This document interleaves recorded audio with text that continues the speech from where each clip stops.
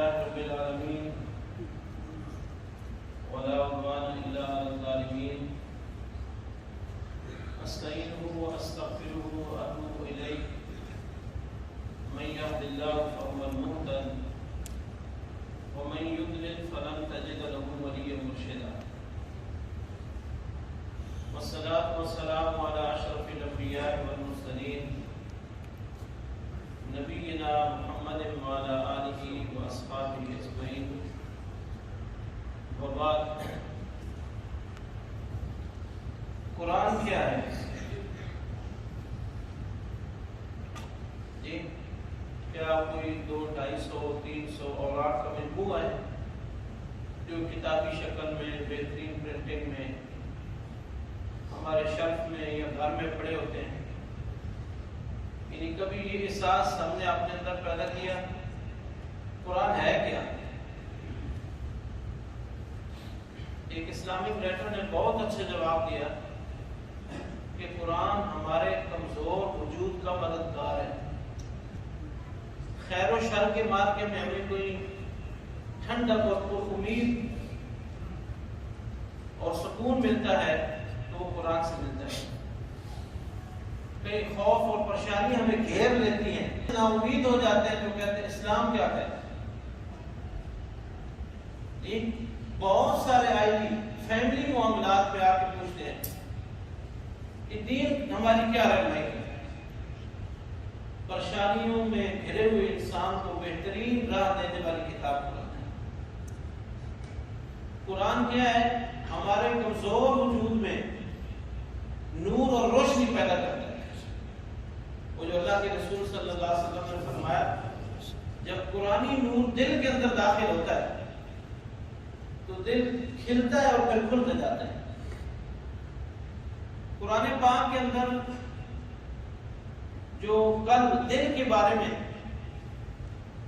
الفاظ آئے ہیں یا قرآن پاک نے 20 مقامات پہ دل کے بارے میں گفتگو کی ہے، دل کو بنیاد بنایا ہے، اس سے مراد صرف ایک چھوٹا سا لوتھڑا نہیں ہے جو یہاں رکھ دیا گیا ہے، بلکہ اس سے مراد وہ احساسات ہیں، وہ تمنائیں ہیں، وہ آرزویں ہیں، وہ خواہشات ہیں جو اپنی اصلی صورت میں پوری ہوں اور دلی طور پہ سکون ملے. قرآن وہ تمنائیں اور وہ آرزویں پورا کرنے کے لیے ہمارے سامنے ہے.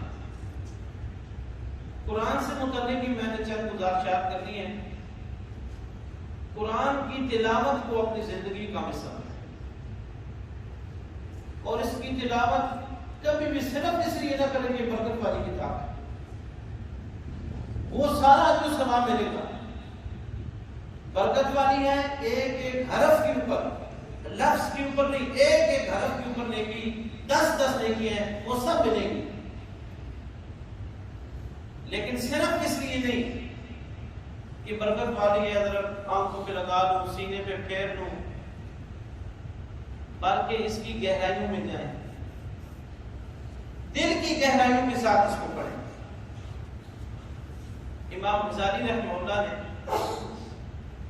ایک واقعہ نقل کیا ہے کہ میرے پاس ایک بندہ آیا، وہ کہتا ہے کہ قرآن پڑھتا تھا لیکن دل مطمئن نہیں ہوتا تھا. پھر میں نے ہمت کی، میں نے کہا میں اس طرح قرآن پڑھوں جس طرح حضور نے صحابہ کو پڑھایا ہے، اس احساس کے ساتھ پڑھوں. کئی دن لگ گیا تلاوت کرتے ہوئے کہ اس احساس کو اپنے اندر بٹھاؤں. کہتے ہیں کہ ایک دن وہ احساس مجھے مل گیا. جب وہ احساس میرے اندر بیدار ہوا تو پھر راستہ کھلنے شروع ہو گیا. اس سے اگلا میرا ٹارگٹ یہ تھا کہ میں اس طرح قرآن پڑھوں جس طرح جبرائیل نے حضور کو پڑھایا ہے. سبحان اللہ. کئی دن تک میں پڑھتا رہا، بالآخر دل کے اندر اطمینان ہو گیا اور پھر میں اس قدر قرآن کی تلاوت کرتا رہا اور قرآن کو سمجھتا رہا کہ ایک دن میرے سامنے یہ حقیقت کھل گئی کہ میرا رب براہ راست مجھ سے بات کر رہا ہے. القرآن کلام اللہ، اللہ کا کلام ہے. المنزل علی نبیہ محمد صلی اللہ علیہ وسلم. تو قرآن کو دل کی اس وقت کیا ہوتی ہے؟ یوم لا ينفع مال ولا بنون الا من اتى الله بقلب سلیم. سلیم الفطرت دل کیسے بنتا ہے؟ دنیا میں تو 5 ارب سے زیادہ انسان ہے نا. کتنے لوگ ایسے جو سلیم الفطرت دل لے کے گھوم رہے ہیں اور وہ فطرت کے مطابق زندگی گزار رہے ہیں. یہ تو کوئی جینا نہیں ہے کہ اچھی رہائش مل گئی ہے, اچھا بنگلہ بنا لیا ہے, بہترین بینک بیلنس ہو گیا ہے, اولاد کے لیے بے حد و حساب چھوڑ کے جا رہا ہوں. ایک مومن کی زندگی جو ہے وہ سلیم اور فطرت ہونی چاہیے. پھر داخلی کیفیت میں یہ احساس ہو کہ جب قرآن میں پڑھوں وجلت قلوبہم, میرا دل دہل جائے میں کیا پڑھ رہا ہوں. وَإِذَا تُلِيَتْ عَلَيْهِمْ آيَاتُهُ, جب میں اس کی آیات کو تلاوت کروں زادتہم ایمانا, میرے ایمان کے اندر اضافہ ہو. یہ ایمان والوں کی صفت اللہ نے بیان کی. تو دل کی داخلی کیفیت اس کو ہم زندہ کریں. کبھی بھی قرآن پڑھتے ہوئے مردہ دل کے ساتھ قرآن نہ پڑھیں. جب تک دل کی داخلی کیفیت بیدار نہیں ہوگی یہ 2.25 ارب امت اسی طرح رہے گی. دل کی داخلی کیفیت کے ساتھ جب یہ قرآن پڑھے گی امت, ایک ادنا آدمی بھی, دور دراز کسی دیہاتی ایریے میں رہنے والا بھی, اس کی آواز کے اندر اتنی قوت ہوگی کہ پوری دنیا اس کی آواز کو سنے گی. کہاں اتنی بڑی تو نے نعمتیں دی ہیں, کتنی بڑی بہترین زندگی دی ہے, صحت دی ہے, شعور دیا ہے, دن اور رات کی پہچان دی ہے. جی یہ سوال ذہن میں رہے, قرآن کیا ہے؟ ہمارے کمزور وجود کا مددگار ہے قرآن. پھر اسی طرح سے قرآن کے انعامات ہم یاد رکھیں. جگہ جگہ پہ قرآن انعامات گنائے ہیں. نبی صلی اللہ علیہ وسلم نے ایک بہترین انعام امت کو دیا قرآن سے. آپ نے فرمایا خیرکم, تم میں سے بہترین, خیرکم کون ہے؟ من تعلم القرآن, جو قرآن سیکھتا ہے اور سکھاتا ہے. بہترین فرد ہے وہ. دنیا کی دوڑ میں ہم مقابلے میں شریک ہوتے ہیں, کبھی اس دوڑ میں بھی ہم شریک ہوں کہ 60 سال کو ہو گئے ہوں, 55 سے. تم میں سے بہترین کون ہے؟ من تعلم القرآن, جو قرآن سیکھتا ہے. کوئی تھوڑا جا وقت تھوڑا سا میں نے دیا ہو جی, اپنے سارے سٹیٹس کو زندہ رکھنے کے لیے سارے ڈھونڈتا ہوں. اور بہترین سٹیٹس تو وہی ہے جب قیامت کے دن میں اکیلا اٹھایا جاؤں گا اور میرے کمزور وجود کے ساتھ کوئی طاقتور قوت ہوگی تو وہ قرآن ہوگا. پھر اسی طرح سے نبی صلی اللہ علیہ وسلم نے فرمایا اقرأ القرآن, انعامات جو حضور نے بتایا, قرآن پڑھا کرو. فإنه يأتي يوم القيامة شفيعا لأصحابه, قرآن قیامت والے دن اپنے پڑھنے والے کے حق میں سفارش کرے گا. اور حضور نے ایک اور حدیث کے اندر فرمایا قرآن کی سفارش رد نہیں ہوگی. جس کو بھی حق دیا جائے گا سفارش کا قیامت کے دن, ہر ایک کو حق نہیں دیا جائے گا. کل کے منظر میں ہم پڑھ آئے ہیں کہ یوم یفر المرء من اخیہ, جی آدمی اپنے بھائی سے بھاگے گا, امہ و ابی, ماں اور باپ سے بھاگے گا, وصاحبتہ و بنی, دوست اور اولاد سے بھاگے گا. بڑے قریبی رشتے دار رشتے ہوتے ہیں یہ, جن کے لیے ساری زندگی ہم گار دیتے ہیں اور لگا دیتے ہیں. وہاں تو ہم ایک دوسرے سے بھاگ رہے ہوں گے. اس وقت میرے کمزور وجود کے ساتھ کون کھڑا ہوگا؟ قرآن کھڑا ہوگا. اقرأ القرآن فإنه يأتي يوم القيامة شفيعا لأصحابه. پھر اللہ کے رسول صلی اللہ علیہ وسلم نے فرمایا اللہ کے انعامات میں سے ایک بڑا انعام یہ ہے کہ حضور نے فرمایا کچھ لوگ ہیں ان للہ اہلین, جو اللہ کے خاص ہیں. من ہم یا رسول اللہ, کون ہیں وہ؟ اہل القرآن, عاملین قرآن, جن کے قرآن حوالے کیا گیا ہے. وہ خاص لوگ ہیں اللہ کے. کتنا بڑا انعام ہے جی, اللہ تعالیٰ نے ہمیں قرآن نے اس کی عظیم دولت دی ہے.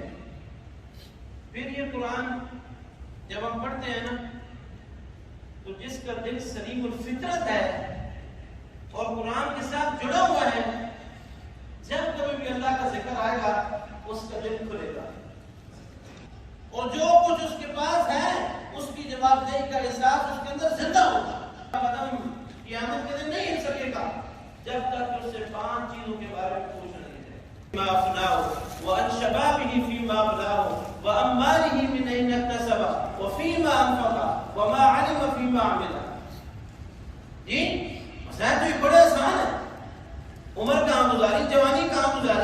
مال کیسے کمایا، خرچ کہاں کیا، جتنا علم تمہارے پاس تھا اس کے مطابق عمل کتنا کیا. اس لیے میرے بھائیوں اور دوستوں، یہ رمضان کا مہینہ ہمیں جگانے آتا ہے اور احساس دلانے آتا ہے. پھر قرآن کے ساتھ جڑے لوگوں کی ایک صفت یہ ہے کہ جب قرآن متقین کا زندہ کا ذکر کرتا ہے نا تو بندہ یوں محسوس کرتا ہے کہ میں بھی ان کے اندر کھڑا ہوں. قرآن کے ساتھ جو جڑا ہوا ہے، اتنی تعریفیں قلب قرآن کرتا ہے آپ اس بندے کی جو قرآن کے ساتھ جڑا ہوا ہے. پھر میرے بھائیوں اور دوستوں، بہت سارے بندے دوست ساتھی پوچھتے ہیں ہم کس طرح قرآن کے ساتھ جڑیں گے. ایک تو ہم طے کر لیں کہ میرا کوئی یہ حال ہے ہمارا اس کتاب کے ساتھ جس کے اوپر ہمارا ایمان ہے کہ ہماری کامیابی کی ضمانت اس کے اندر ہے. اور کہا یا رسول اللہ میں کس ترتیب سے قرآن پڑھوں، کتنا پڑھوں؟ آپ نے فرمایا مہینے میں قرآن مکمل کر لیا. انہوں نے کہا یا رسول اللہ نہیں میں چاہتا ہوں زیادہ. آپ نے فرمایا پھر ہفتے میں کر لیا. یہ تو آپ نے ایک جامع چیز بتائی نا، لیکن جو آدمی ابھی جڑ رہا ہے وہ بے شک ایک آیت پڑھے، اس ایک آیت کو 10 بار پڑھے. آج تو یہ ہمارے ہاتھ میں ہے، کسی اچھی قاری کی تلاوت آپ ڈاؤن لوڈ کر کے قرآن کو سامنے رکھ کے اس سے سن لیں. مسجد میں جانے کا ٹائم نہیں ہے، استاد کے پاس پہنچنے کا ٹائم نہیں ہے، کم از کم قرآن کی تلاوت ٹھیک کریں اور پھر اس کے بعد اگلا اسٹیپ ہے کہ اس کو سیکھیں کس طرح قرآن جو ہے وہ ہمارے ساتھ مخاطب ہے. 2 آیات 3 آیات 4 آیات سیکھنا شروع کر دیں. مطلب یہ ہوگا کہ تبدیلی کا آغاز ہوگا. پھر اسی طرح سے اگر کوئی بندہ 5 یا 15 منٹ 5 سے 15 منٹ مختص کر لیں کہ 24 گھنٹوں میں یہ 15 منٹ جو ہے اس میں کوئی دوسرا کام نہیں ہے، میں نے بڑے اہتمام کے ساتھ قرآن کھولنا ہے اور اپنا جو میرا حصہ ہے قرآن کا 2 آیات یا 4 آیات یا جو بھی شیڈول بنایا ہوا ہے وہ پڑھ کے سننا ہے. اور جس دن خدا نخواستہ کسی کی تلاوت رہ جائے، رات سوتے ہوئے بے چین ہو جائے کہ میرے دن بھر کے کاموں میں کوئی کام رہ گیا، وہ محسوس کرے گا قرآن میرے ساتھ ہے، وہ میرے کمزور وجود کا مددگار ہے. جی بڑی بڑی مشکلات میں وہ تسلی دے گا.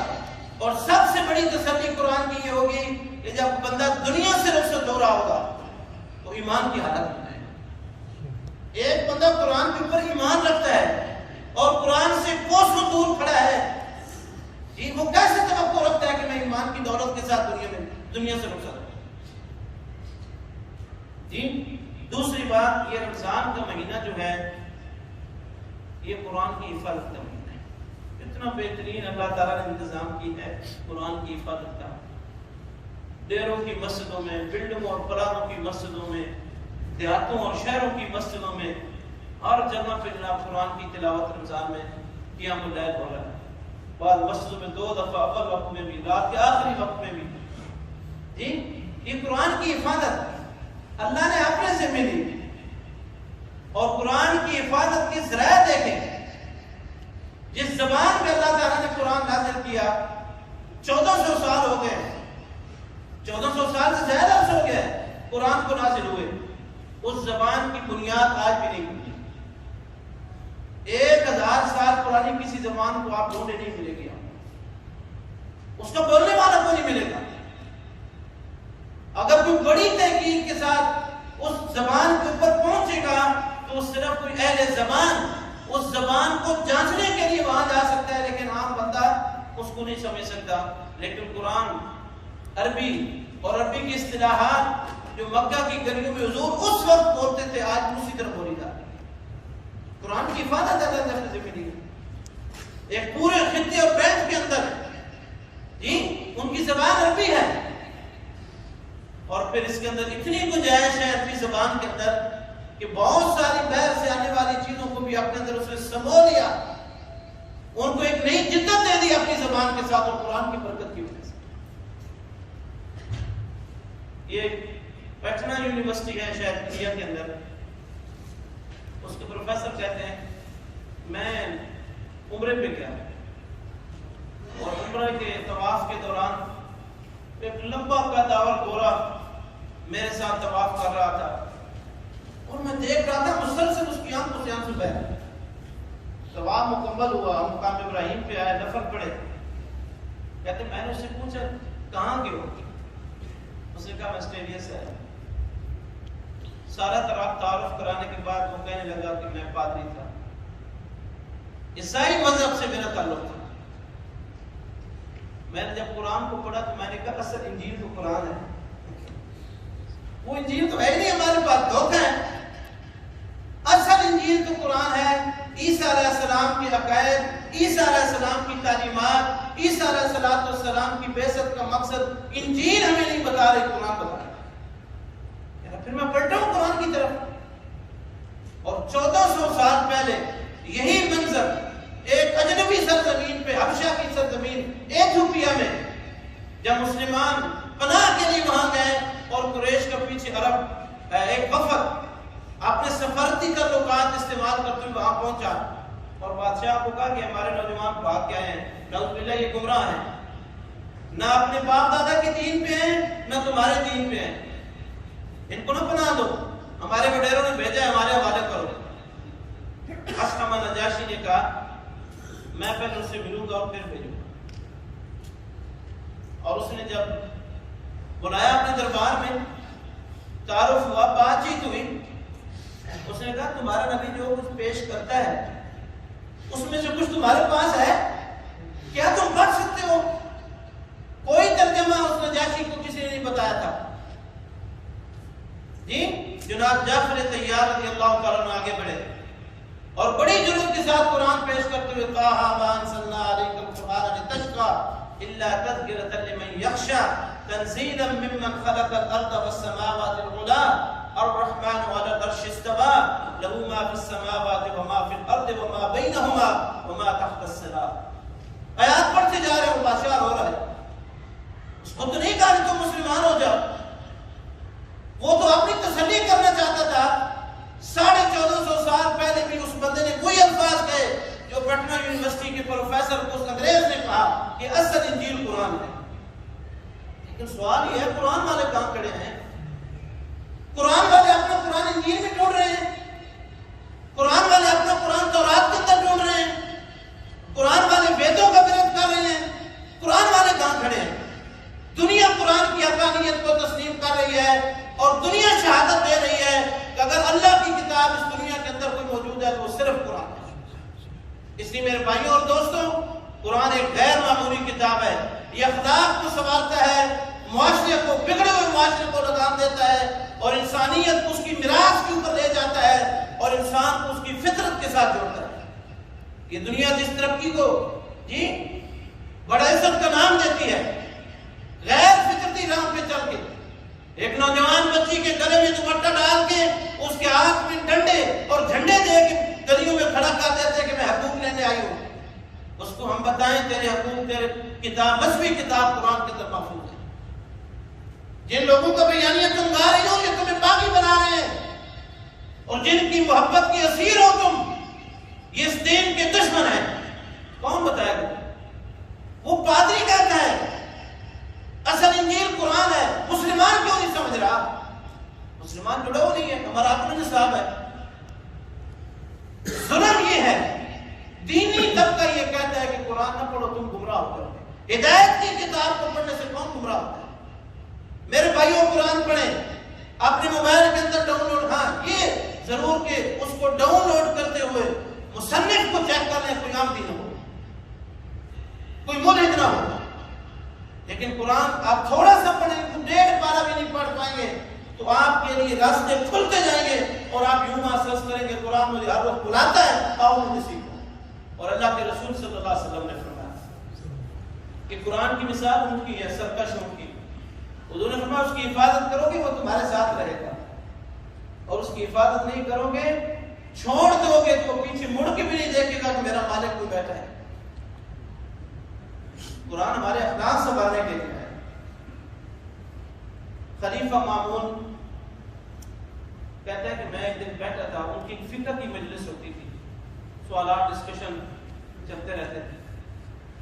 کہتا ہے میں بیٹھا تھا تو مجلس ختم ہوئی, ایک نوجوان بڑا اچھا پوشاک اس نے پہنی ہوئی ہے, بڑا سجا دجا ہوا ہے, بھی ہماری مجلس میں تھا، مجلس ختم ہوئی تو میں نے اس کو بلایا، میں نے کہا یار بات سنو، میں نے اس کو کہا خلیفہ کہتے ہیں کہ میں نے اس کو کہا لگتا ہے کہ تم اسرائیلی ہو، اس نے کہا میں یہودی ہوں، تو بادشاہ کہتا ہے میں نے اس کو کہا اسلام قبول کرنا، اس نے کہا کہ نہیں میں اسلام نہیں قبول کروں گا، میں اپنا خاندانی کو کیوں چھوڑوں، میں وجدنا علی آپ آنا، ہم نے جس دین کے اوپر اپنے باپ دادا کو پایا ہے اسی کے اوپر چلیں گے، کیوں میں چھوڑوں؟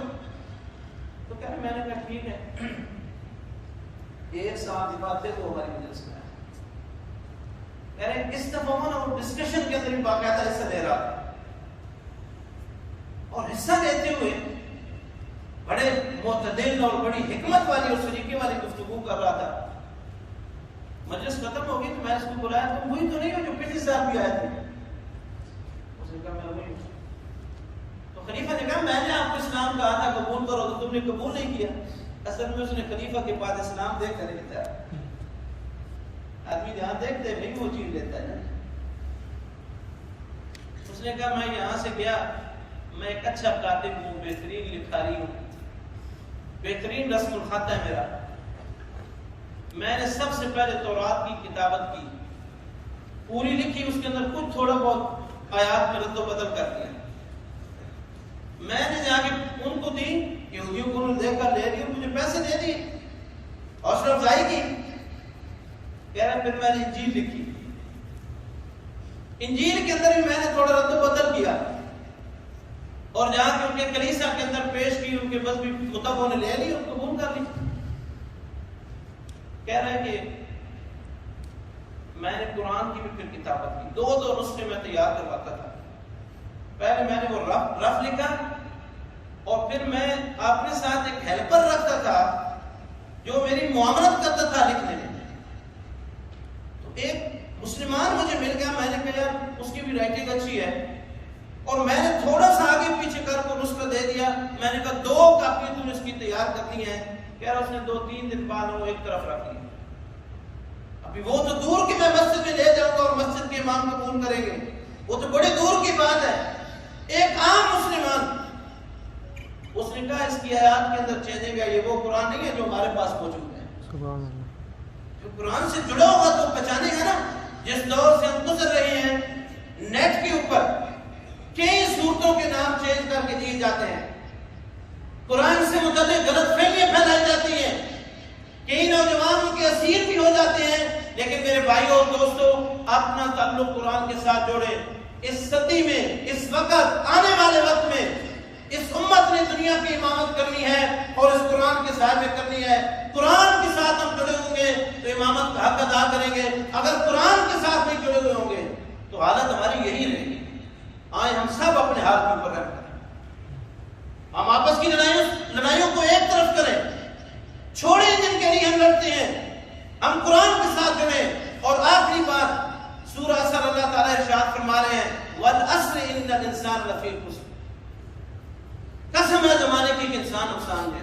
انسانوں اپنا ماضی چیک کرو، اپنے حال کو دیکھو، انسانوں تم خسارے میں ہو، اور خسارے سے مستثنا صرف وہ ہیں اِلَّا الَّذِينَ آمَنُوا، ایمان والے، وَعَمِلُوا الصَّالِحَاتِ، نیک عمل کرنے والے، اور نیک عمل میں مرضی کا کوئی ٹاکا نہ کرو۔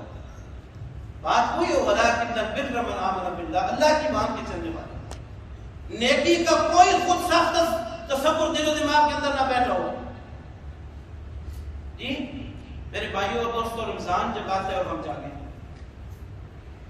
کہیں پڑھے لکھے دوستوں کے ساتھ ہم بیٹھتے ہیں، دین کے معاملے میں اتنی غیر سنجیدگی ہے کہ وہ صرف آدھے گھنٹے کے لیے اپنی ذات کے ساتھ اتنا غیر سنجیدہ بیٹھے تو شاید وہ محسوس کرے کہ میں بہت کچھ کھو دیا، پوری زندگی غیر سنجیدگی ہے۔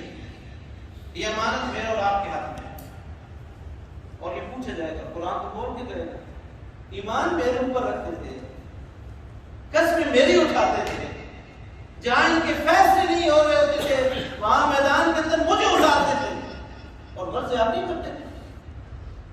یہ کوئی ہمیں نان مسلم پوچھے کہ یہ تمہاری کتاب قانون کی کتاب ہے، کہاں نافذ ہے، کہاں اس کا قانون چل رہا ہے، کیا جواب دیں گے؟ کوئی جواب ہے ہمارے پاس؟ کوئی جواب نہیں۔ اجتماعی طور پر ہم دین